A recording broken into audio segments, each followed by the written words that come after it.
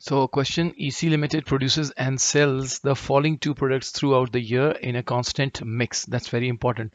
Um, जब आपके पास multiple products होते हैं तो आपको ये चीज़ देखना कि क्या कंपनी रैंकिंग के हिसाब से प्रोडक्ट को बनाना चाह रही है या एक कांस्टेंट मिक्स के हिसाब से बनाना चाहती है, यानी जो क्वांटिटी है दोनों प्रोडक्ट्स की उसका एक रेशियो फिक्स्ड है, या पहले कंपनी चाहती है उस प्रोडक्ट को बनाए जिससे ज़्यादा कंट्रीब्यूशन मिलता है सो दैट उसको जल्दी ब्रेक इवन उसका ब्रेक इवन जल्दी अचीव हो जाए. सो यहाँ कांस्टेंट मिक्स है.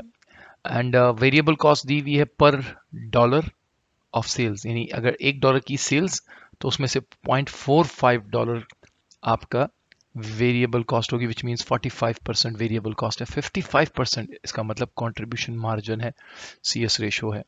और इसी तरह हर $1 के ऊपर $0.6 की वेरिएबल कॉस्ट है, इसका मतलब 60% वेरिएबल कॉस्ट है एंड 40% जो है वो कंट्रीब्यूशन है. Fixed cost combined है 121,200. The management of EC has stated that the total sales revenue will reach a maximum of $4 million.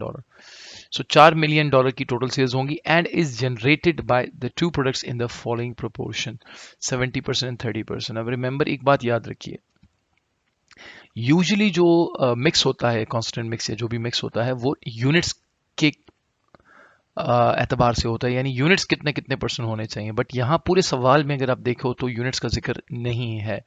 We don't even have the price कि हम उससे यूनिट्स निकाल सकें.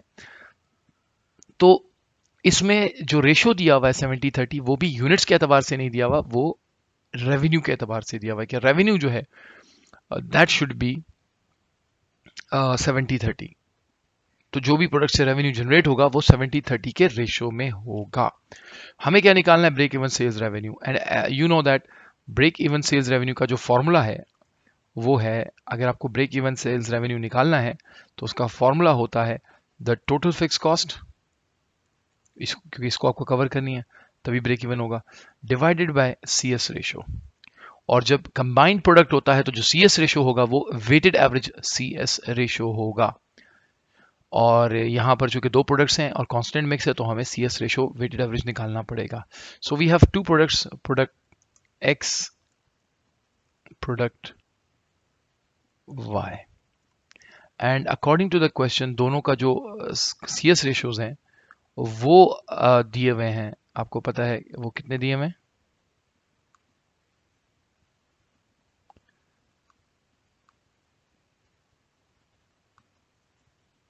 वो दिए हुए हैं $0.45. बेसिकली ये आउट ऑफ $1 है ना, तो 55% हो जाएगा क्योंकि 45% वेरिएबल कॉस्ट है.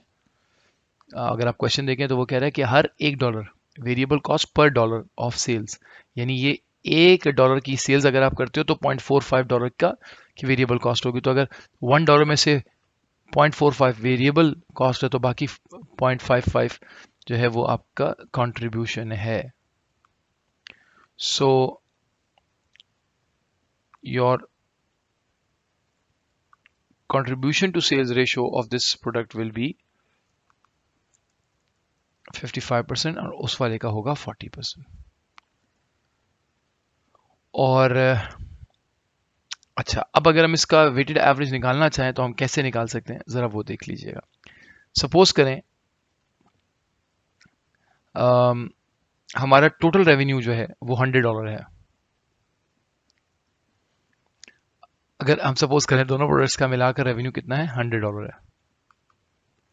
तो 100 में से क्वेश्चन के मुताबिक 70% should be X and 30% should be Y. ये लिखा हुआ है 70-30 रेवेन्यू के एतबार से. सो ये आप यूँ समझिए सेल्स हो गई X Y और उसकी. अच्छा, अब उसमें से जो वेरिएबल कॉस्ट है वो इसका 45% है, 31.5, और इसका 60% है, 18.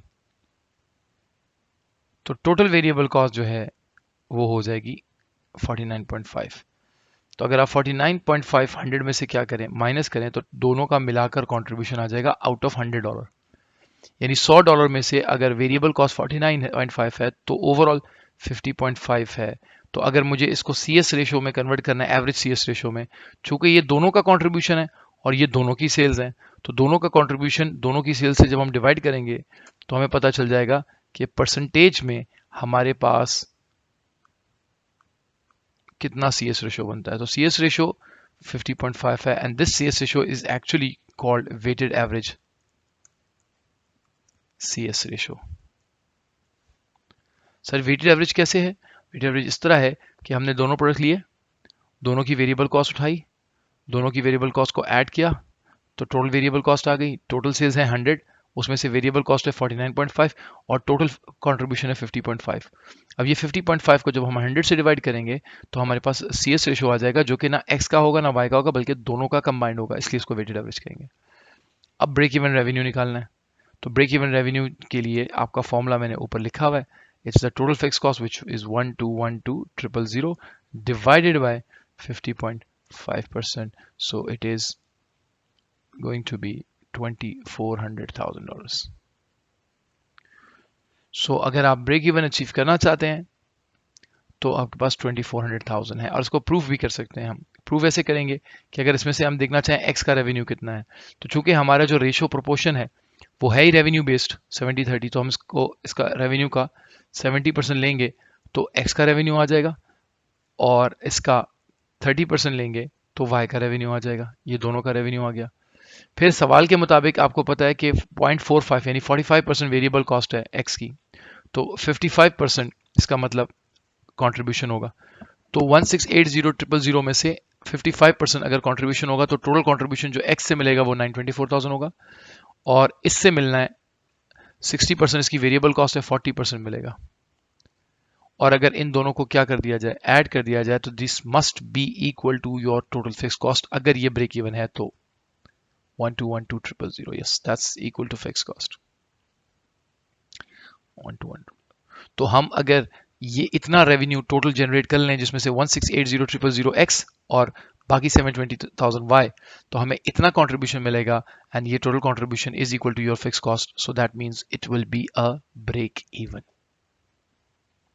सो इसमें एक्सेप्शन केस क्या है? इसमें एक्सेप्शन केस ये है कि ये जो 70-30 रेशो दिया हुआ था ये बेसिकली रेवेन्यू बेस्ड दिया हुआ था, जबकि यूजली ये यूनिट्स के एतबार से 70-30 होता है। और दूसरा, जो आपको वेरिएबल कॉस्ट दी हुई है वो भी पर यूनिट नहीं दी हुई, वो पर डॉलर दी हुई है, यानी अगर $1 की आप सेल्स जनरेट करते हो तो इतनी वेरिएबल कॉस्ट होती है। तो इनडायरेक्टली उसने वेरिएबल कॉस्ट की परसेंटेज दे दी है, क्योंकि 1 में से 45.45 अगर वेरिएबल कॉस्ट है तो इट इज 45%, और जो इसका रिवर्स है 55% वो उसका कॉन्ट्रीब्यूशन रेशो है, सी एस रेशो है। तो दैट वाज समथिंग डिफरेंट, ये बहुत डिफरेंट स्टाइल से क्वेश्चन दिया गया था।